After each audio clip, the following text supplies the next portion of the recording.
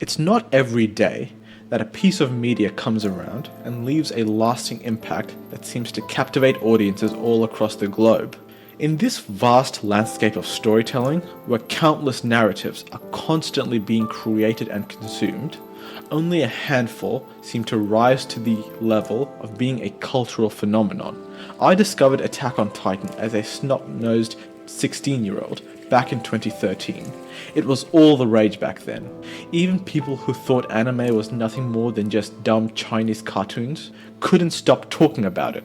It felt like the show that pushed anime from this small niche little hobby to a worldwide sensation that seemingly took over the world. Attack on Titan was more than just a show for me.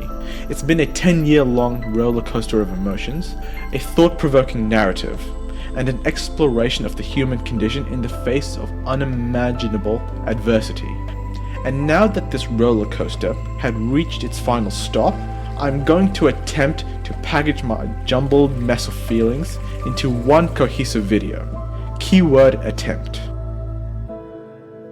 Now, I'm someone who watched this show since it first aired and was one of the ones who waited the full 4 years for season 2, and eventually gave in and read the manga. And to see these characters who I've grown alongside for so many years one last time feels like I'm saying goodbye to an old friend. When the end screen popped up instead of to be continued, that was when the fact truly sank in, and it just left me with this feeling of emptiness that you get when something that you have invested so much of your time in, something great, is truly no more. I don't think I have ever experienced such a journey as Attack on Titan. Despite already being an avid anime fan back then, I was still captured by the wave of hype just like everyone else. While many parts of the first season did feel like a typical shonen, what stood out to me were the unusually high stakes for a shonen. It led me to believe that this was going to be something special. Little did I know, it would become way more than just a slightly more mature shonen. In fact, it wasn't a shonen at all. As the story progressed, it only captivated me more. To see where we started and where we ended up is nothing short of masterful storytelling. It's no exaggeration to say that Attack on Titan has shaped a lot of my worldview, particularly when it comes to the nature of conflict. At the start, it was just humans versus titans. Simple, right? There were the clear good guys and the clear bad guys. But ever since the basement reveal, the events that unfolded thus forth was something that no one could have ever predicted. Now we have what is essentially World War politics. We see the mind games behind the scenes. We see the brown-nosing. We see the political scheming from both sides.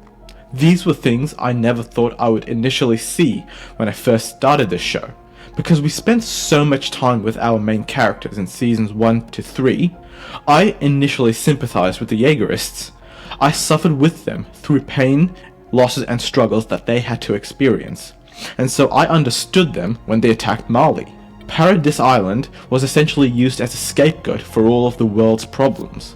A world Paradis didn't even know existed until a few years ago.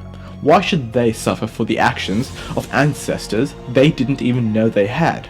So when Eren announced himself to the rest of the world, I was honestly cheering for him to deliver their comeuppance. One little problem. Not everyone was complicit. We see that propaganda against the island starts at childhood, and we see this particularly with Gabby and Falco. Despite what happened to Sasha, I really could not bring myself to hate Gabby, because if this show started from their perspective, I absolutely would sympathize with them. That's one of the beauties of this show. I could understand everyone's reasons and motivations. There was really no one that I could really hate, except for you moustache dick.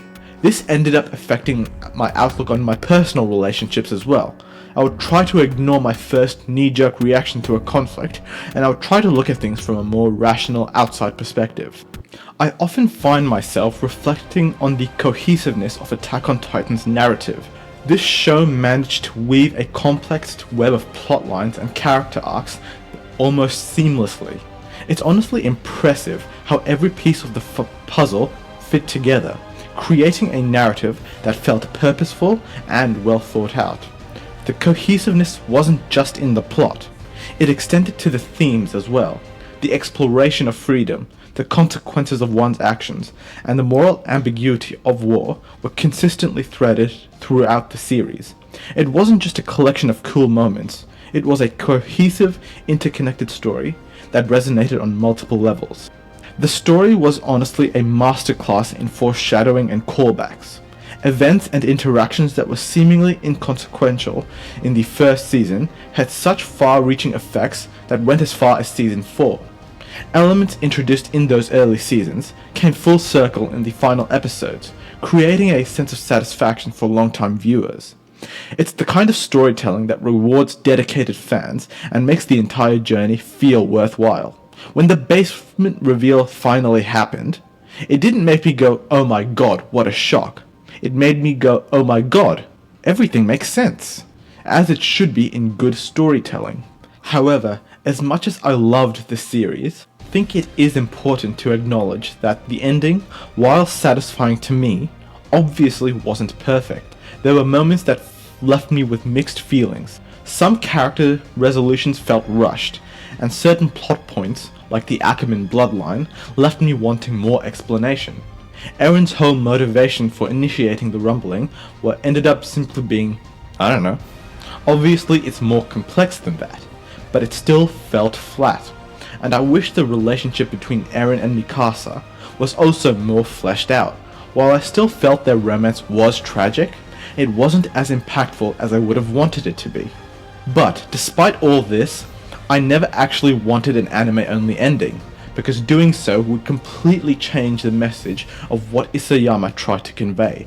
My problem wasn't with what happened in the ending, rather, the ending wasn't fleshed out enough, and while not perfect as mentioned before, I felt the anime ending fixed some of the problems, mainly the pacing, and some of the dialogue.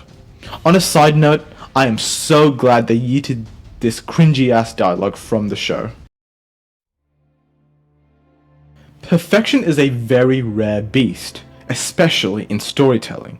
What Attack on Titan accomplished is still very remarkable. It took risks, challenged conventions, and delivered an ending that, despite its imperfections, felt true to the spirit of what the series was trying to convey. That is, no matter how much we fight for peace, no matter how much time has passed since previous conflicts, humanity will always find a reason to fight. A grim message to be sure, but one that has the slightest ray of hope for me. There will always be someone who will find some reason to dehumanize and oppress you, just as there are those who will find the will and reason to fight back against their chains. At least we can take some solace in the fact that the remaining characters we have grown to love ended up living long, happy lives. Attack on Titan went beyond being just another action-packed anime for me. It delved deep into philosophical and moral questions about freedom, the cost of revenge, and the cycle of hatred. While these certainly aren't new themes for a piece of media to explore, I do feel Attack on Titan did it in a way that no other show has done before. I do feel that it was one of the most effective shows that dealt with this type of subject matter. It challenged the audience to question their own beliefs and values in ways I don't think other stories could.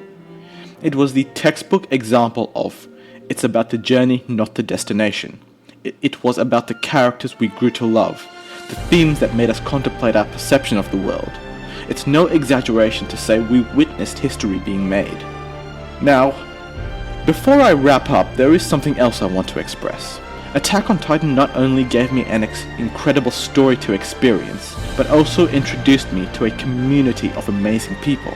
To those I've met along this journey, fellow fans who shared theories, laughter, and even tears sometimes, this show has created connections that go beyond the screen, which I will forever be grateful for. And of course, I can't end this without a heartfelt thank you to Hajime Isayama, the brilliant and mad mind behind Attack on Titan. His creativity, storytelling prowess, and willingness to take risks have left an indelible mark on the world of anime and manga. His work has inspired countless discussions, analyses, and fan creations that will stay with me for years to come. So to everyone who contributed, from the fans to the creator, thank you for this unforgettable journey.